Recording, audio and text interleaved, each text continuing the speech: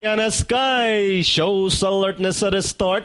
Ultimate Royal right behind in second. Down in third, Don't Look Back. Moving up, Caramawan Island, Pilia by the rail is Wow Brian as they race towards the 600 with 2A Indiana Sky by about a length and a half. Ultimate Royal, Caramawan Island moving up to take second. Then racing in fourth, Don't Look Back, Wow Brian and Pilia as they round at a 450. Indiana Sky with a rider. Arnold P. Asuncion is still with a double wrap in front, then running by the rail is an 3-2, and that's the coupled mate. Don't Look Back, Caramawan Island, and down the stretch and leading the finish line.